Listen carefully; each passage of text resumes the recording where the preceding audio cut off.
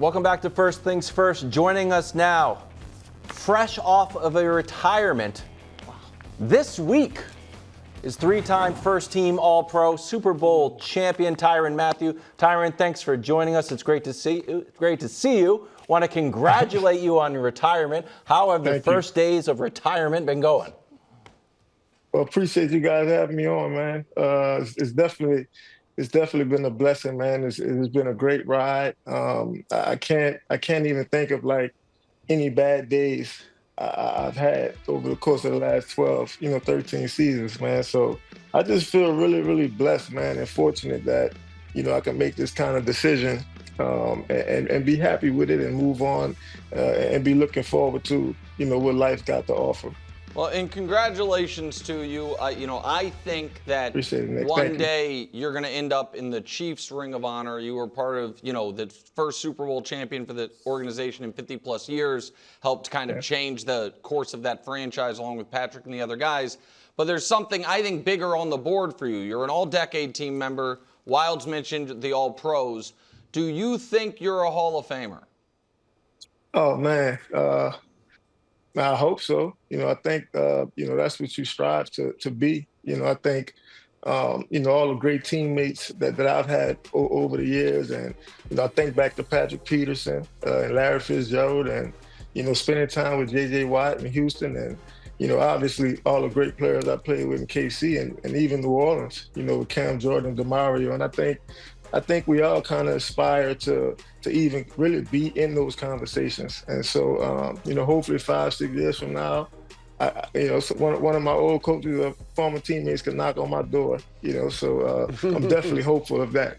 I think you've got the resume. I think it'd be deserved. I'd say that even if you weren't a Chiefs legend. I want to talk about maybe some other legends quickly before we get to some other stuff. Long time in the league. I felt like an old man watching the LSU highlights. I'm like, I remember those highlights, and you now had a whole NFL career.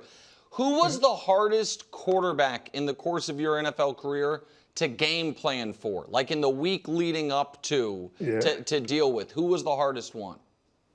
Man, I'd probably say the hardest one for me really early on in my career, at least, was Russell Wilson. I mean, he was really, really tough to play against. And obviously he had a great team around him. But, I think about Russ 10 years ago and, he was just so clutch, so accurate, right? Like he knew when to run, he knew when to take shots. And I think, playing against him, twice a year and Richard Sherman, all those other guys, I think, guys like that definitely, make you better. And I'd probably say, aside from Russ, man, Lamar Jackson, like he was always tough to game plan against, and he was even tougher to tackle. You know what I mean? Yeah. And then I guess the other side of that in your career, the receiver version of that question, but in the game, was there one receiver in particular that either gave you the most trouble or when you saw was on the schedule, like, man, this is going to be a monster? Yeah, I remember, my rookie season and us playing against Calvin Johnson. And I remember walking out on the football field pregame and, just going through normal pregame routine. And I remember Calvin Johnson came out of the locker room. And I think at that point I realized like, wow, like I'm actually small. Like I'm really short, like maybe I shouldn't, be out here. You know what I mean? But, I think about Doug Baldwin. When I first came in the league, like he was really, really good and playing against like guys like Anquan Bolden, you know what I mean? The Golden Tates of the world. I feel like all those guys and being able to play against those guys, 2 times a year, I think they definitely got me better, as my career went on. Tyrann, Nick mentioned you played 3 years with the Chiefs. When you were there, you guys did win the Super Bowl, and the offense was spectacular. A lot of long passes. Obviously Tyreek Hill was there. Mahomes was putting up huge numbers. Last few years, his numbers have been a lot more pedestrian. They haven't had the light show, as people have referred to it. Why do you think they haven't had the dynamic offense they had in the past with Mahomes? Well, I mean, first and foremost, man, it's kind of hard to duplicate, some of the great things, Pat has really done, in his young career. I mean, it's absolutely hard to do it. And but I think the Chiefs and especially Mahomes, man, like he's one of the best players I've ever played with, competed against. Like he's that guy that I would never ever, count out. No matter what. Like I feel like he has a legit chance, man, to be one of the greatest, quarterbacks, ever. And I think it was an honor to play with those guys and be a part of that. They've got Xavier Worthy, had a great rookie season. A speedster like Tyreek Hill was. Some people have said they think he could have a Tyreek Hill type impact on that team. Do you think that's possible for Xavier Worthy? I think so. I think they share some similar qualities. Obviously I haven't, been around Xavier as much as I've, been around Tyreek, but Tyreek is a freakish athlete, man. Like some of the things he does is really unreal. So I think there's a little bit of pressure to put that kind of, task on, Xavier so early. But I mean, like I said, man, like he's in a perfect situation. Like he's around the right coaches, he's around the right players. And I can definitely see him continuing to get better. And, I think a lot of people forget about Rashee Rice. Like, I think he's going to be one of the 10 best, wide receivers, in our league for the next 10 years. I think he's really special. So I think they able to get him back. And obviously Kelsey, I think they'll be just fine going forward. You were a DB, obviously. You just talked about a few receivers. Travis Hunter's trying to do both. Like, how much of a challenge? I got to be honest, as great as he was in college, I just wonder, can a guy be elite at both of those at the same time in the NFL? I tend to think not. How big of a challenge is he facing? I mean, it's a huge challenge. I mean, obviously, man, like so much goes into, studying game plans throughout the week. And I think at times it's a lot, just if you play offense or defense, right? Like it's a lot of information. And so I would say, early on in my career, Patrick Peterson used to play offense every now and then.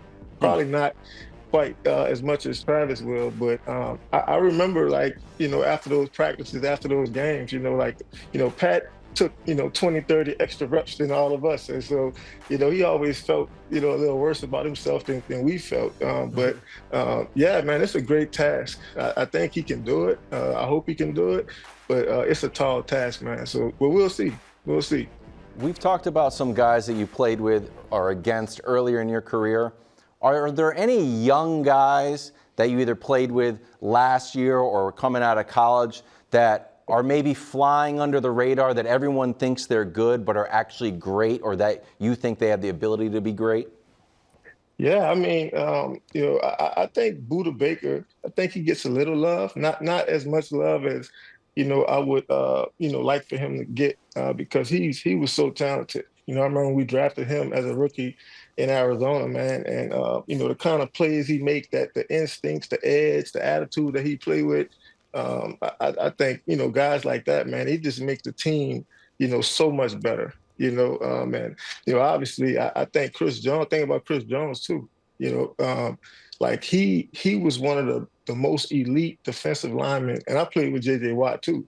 And I just thought Chris was just so dominant. Like he's one of those guys too that can take over the game at any given moment. So I would like for Chris to kind of put together a whole season, because I know if he's able to do it, like he definitely can win, Defensive Player of the Year.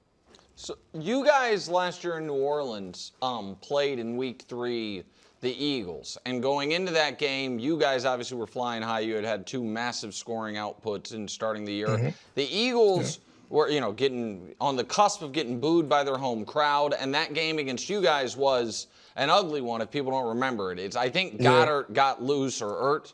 The tight end got loose for a big play late, and they won 15-12. When you walked off the field that day, could you have foreseen that team really only losing one more time the rest of the year and going on the run they did? How surprised were you that team turned into the team we saw at the end of the season?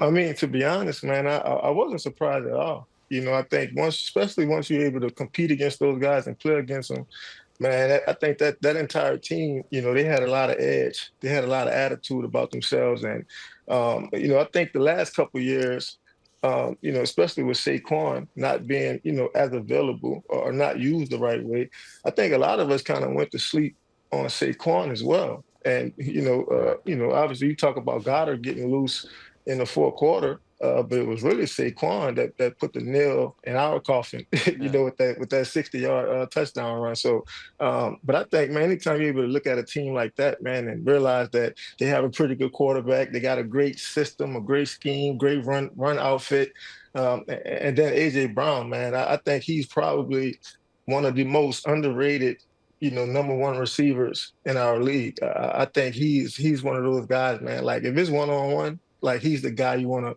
give that chance to. And so I think playing against him, obviously it was tough, man, but you realize that, man, they had a lot of good football players on their team, not just offensively, but defensively as well. All right, quickly before you go, obviously I'm a Chiefs guy, but I also pull for the Bears in the NFC because I have quite a bet on Caleb. They have a new head coach. They also have a new defensive coordinator. He's your former head coach, Dennis Allen. The report out of first day of camp was Ben Johnson kicked the offense off the field and Ben Johnson made the defense do up downs for screwing up a drill. What should Bears fans be expecting from Dennis Allen as their D coordinator? Man, I think DA is going to bring, and obviously, man, it's a high standard when you start talking about some of the great Bears defenses of the past. I mean, it's hard to kind of duplicate, but I think everything that Dennis, what he preached as a defensive coach, I think Chicago fans and people that love football, they're gonna be happy with the way those guys play defense. And I think DA is just he's one of those defensive coaches, man. Like he's so good with the modern offenses and motions and using safeties and run fits and just having so much in his package that he could just use at his disposal. Obviously it's a tough scheme. I think they're gonna have some growing pains with just kind of understanding the scheme and doing it exactly how DA wants it. But the style of play and the attitude of that defense, I think is going to be a positive, representation, of Dennis and everything he really brings to the defensive side of the ball. So no excuses for Caleb is what he's basically saying. No excuses for Caleb. He's like, it's on Caleb and Ben Johnson. Tyrann, thank you very much. Congratulations on a wonderful career. We'll see you soon. Friend of the show, Tyrann Mathieu. Yeah. Thanks for watching. Subscribe here to get more from the show and to check out clips from other shows on FS1.